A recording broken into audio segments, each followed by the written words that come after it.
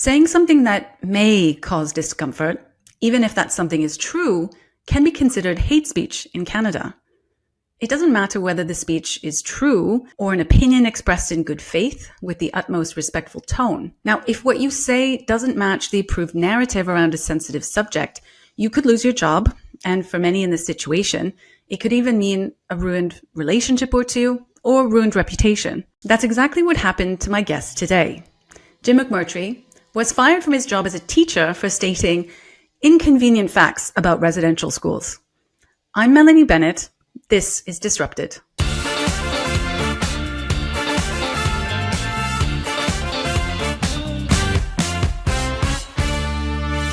If you haven't come across Jim's story, he used to be a teacher in British Columbia.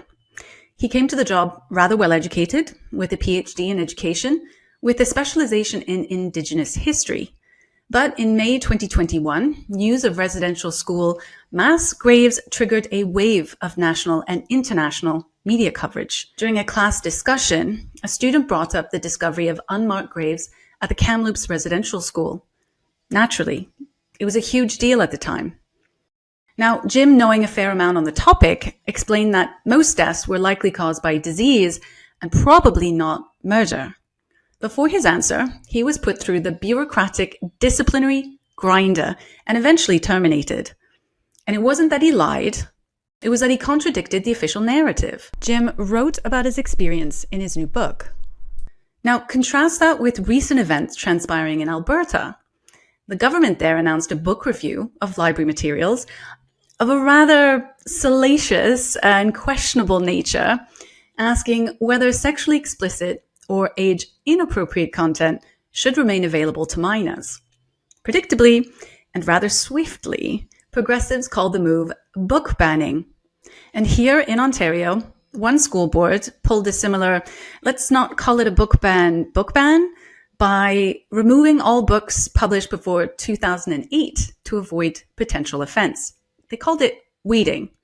At least some of the eyebrows raised were non-partisan in that case. But all of this leaves me mulling over the meaning of free speech in Canada. Hi, Jim. Thank you for joining me. It's a pleasure, Melanie.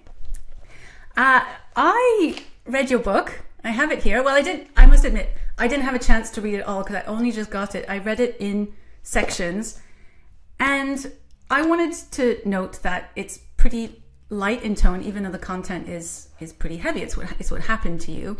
Do you want to perhaps maybe start off the episode by giving us a Cole's notes about the book? Well, thank you. So after I lost my job, I was really given three choices. As psychologists would say, to fight, to be defeated, or to appease my adversaries. And I chose to fight because I had to live with myself. I didn't say anything wrong. That book makes that very clear. I think our whole society knows that what I was walked out of the classroom for saying was true, and that there wasn't mass murder and mass graves and mass mistreatment of children in residential schools, despite 3 years ago all the parliamentarians in Canada calling the residential school project genocide. Yeah. Well, the main reason I wanted to talk to you today was I've been noticing a lot of talk about book banning. I'll just remind the audience that a couple of weeks ago, the Alberta Ministry of Education announced that they'd be conducting a review of the books found in their libraries. They found some books with sexual content in them and some other inappropriate things. And although they didn't say they were going to ban a specific book, they launched this review. Now, the interesting thing about this case, and the reason I wanted to talk to you about it, is many people came out immediately condemning this as a potential book ban. But we know that it's illegal to present sexually explicit material to minors, right? So perhaps if it is a book ban, perhaps we should be doing that because we already do, it's legal.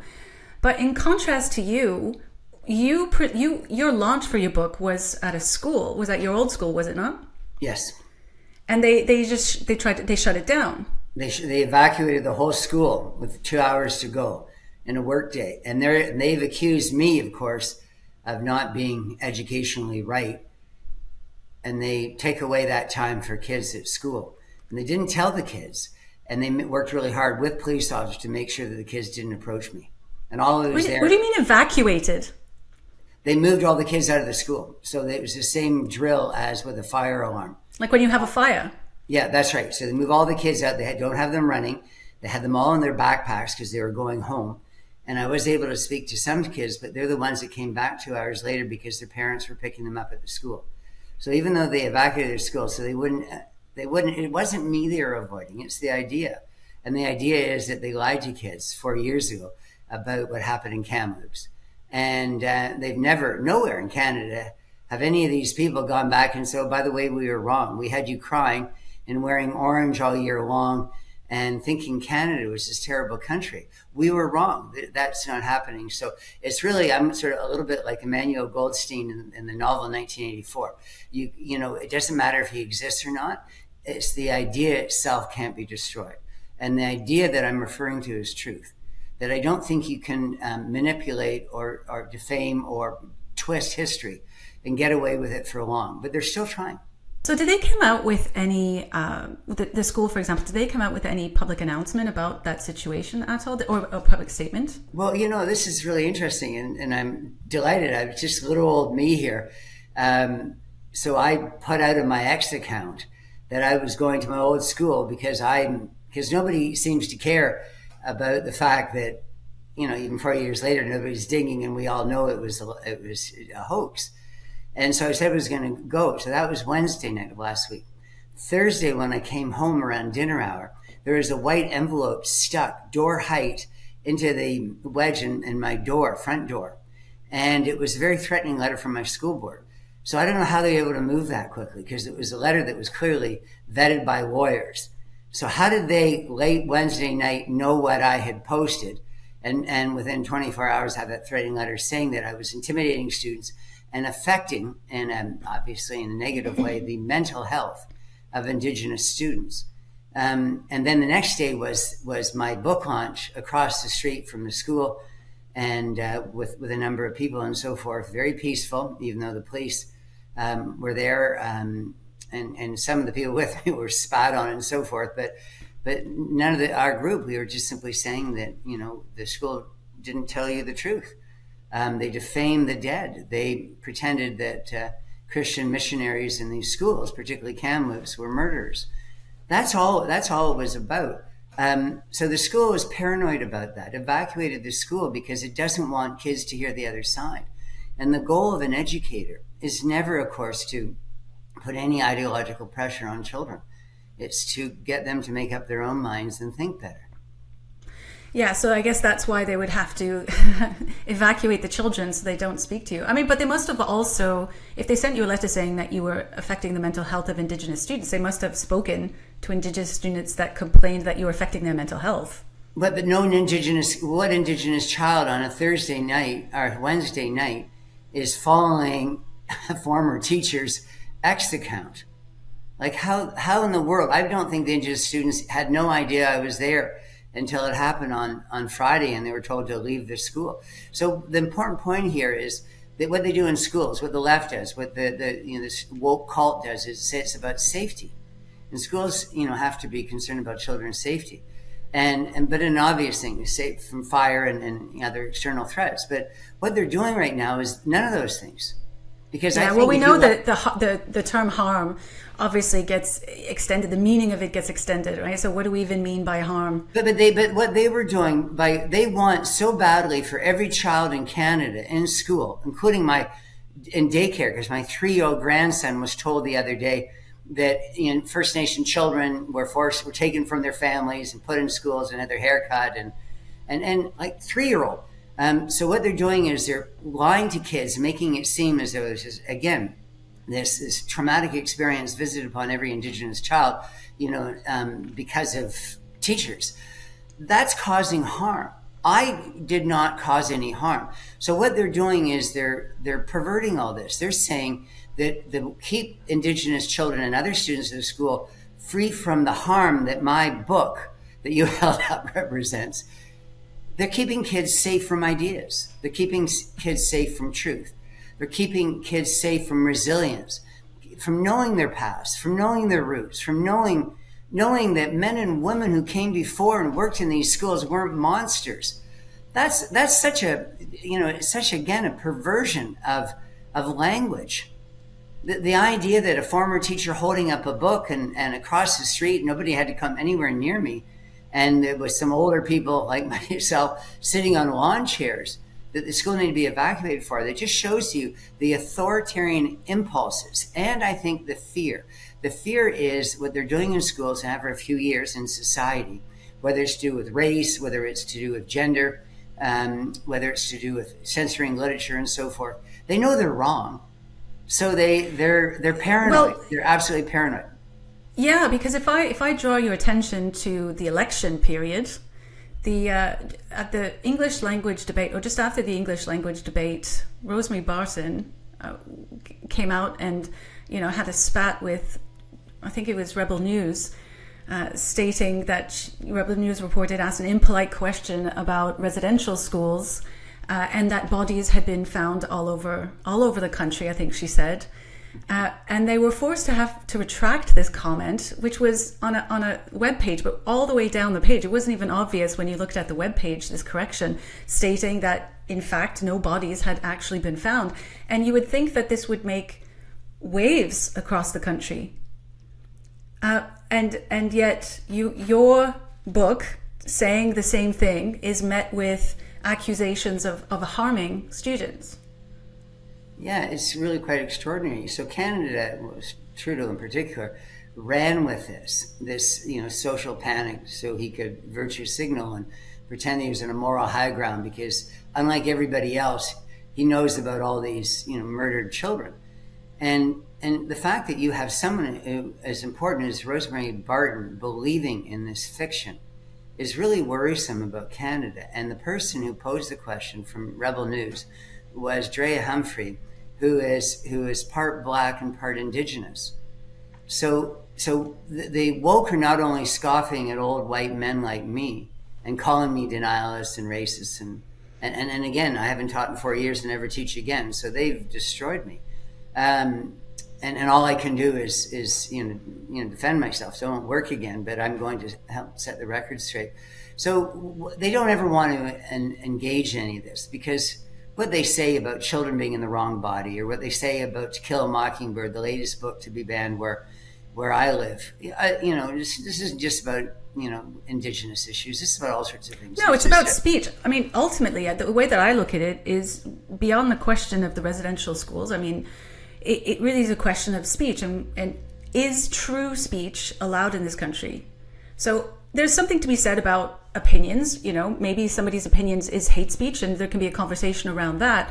But when we're talking about true speech, that being considered something that needs to be censored because it's not following a particular narrative, that's what I see in this particular case. I see it with your story. And we especially saw that with the children being evacuated from your previous school after you were fired for saying that the children were probably not murdered, right? And so, but speech is allowed on if you have a particular political leaning, let's say a left leaning, you're allowed to engage in speech and call things banning and so on and so forth. But if you're considered, or if it's right coded, even if you're not on the right, but if it's coded to the right, then it must be censored.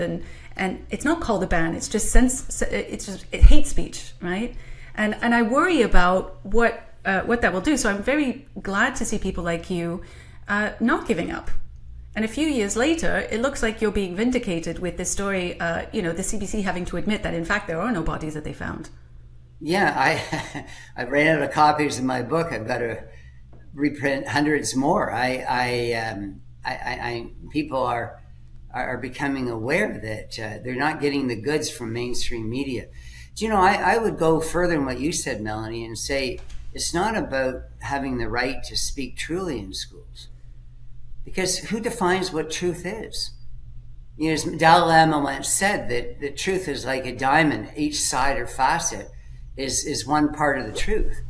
I think it's silencing any debate in a school or university or in a democratic society is iniquitous. And that's what they did to me again at my old school. I hadn't gone back in 4 years. I'm no threat to anybody. I'm not harassing anybody. I didn't go toward anybody. The police said, "Don't." No, you cause just any said trouble. things they don't like. I wasn't even speaking. I was just, smiling and chatting with people on the other side of the street, but with my books. The thing that's so extraordinary right now is, as you said, this is about speech. It's not about right or wrong. It's about the fact that there are people who think they can control everybody's speech. That's 1984 again. That's Big Brother. That's the idea of having television screens in every room watching you all the time. I had 105 new allegations against me on Friday. The same day I'm doing my book launch, I get a letter, I get news from my lawyer, the 105 new allegations because of my social media posts. I haven't been in a school for 4 years as a teacher. So it has nothing to do with my teaching. It has nothing to do with my dismissal. This is, as you said, this is just about you need to be on script. But that's a totalitarian society.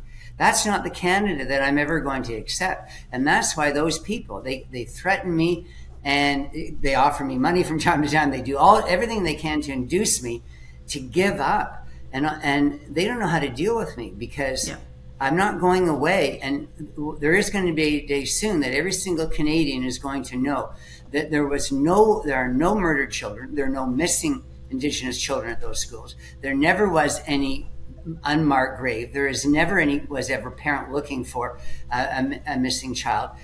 All that's untrue, and that residential schools were overall a very good thing, far better than no education for kids who were illiterate and numerate 100 or 150 years ago. Try making it in the modern world without an education.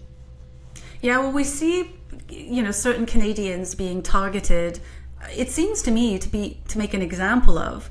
Another example of that is the parent council member Catherine Cronus, who recently declined to do a land acknowledgement and has been in the news for being suspended from her parent council for refusing to do a land acknowledgement. So that's a whole story. But that this targeting of individuals is almost like to make an example of them, like you must toe the line.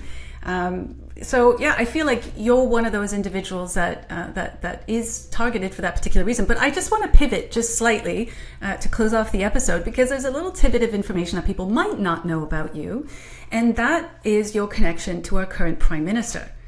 So Mark Carney's father, Robert Carney, was your PhD supervisor. Right, he was my supervisor at the University of Alberta for my master's. I did a PhD at the University of Toronto. He was as remarkable a man as I ever saw in an academic institution.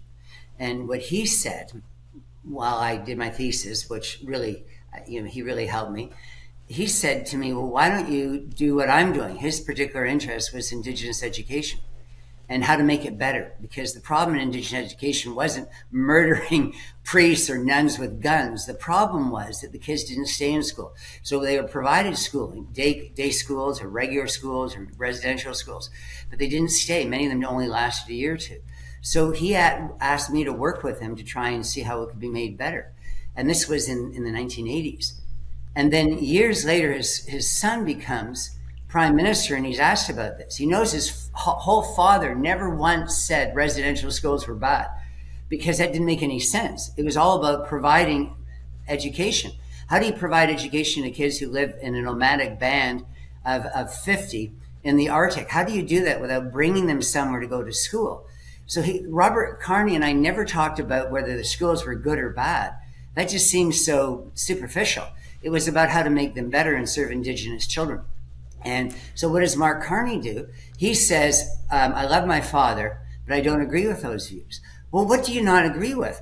Everything he was the leading expert in Canadian history on educating Indigenous children, on Native children. The idea that the Prime Minister just sweeps all of his father's work away.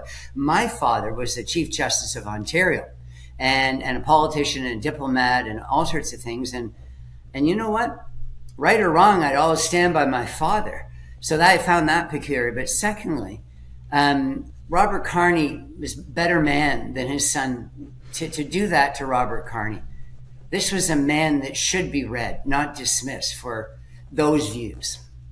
Well, I mean, we can always hope that maybe he felt pressured, or Mark Carney felt pressured to say something to appeal to the ideologues for a particular reason, but presumably he does understand his father's legacy and work, and, you know, there may be some hope that perhaps this narrative will shift in this country. Well, can I answer that? Just to jump in for a second and say, of course Mark Carney knows. Mark Carney is a smart guy, and I'm sure he's a good man. I know he's a good man. So what he's doing is he's doing what most woke people do, most of our institutional leaders do. They know everything they represent is false. But it's not about content or truth or history. It's not about any of those things. It's about how they can get ahead, how Mark Carney can get elected. It's, again, this is the sad thing about it, that we as a country are all useful idiots for the people at the top of our institutions. Yeah, well, we can only hope. We can only hope. Thank you for joining me today, Jim. It's been a fantastic conversation. It's a pleasure. Thank you, Melanie. And that's it. That's our episode for today. I hope you enjoyed it. If you did, please consider liking and subscribing to the channel. For True North, I'm Melanie Bennet.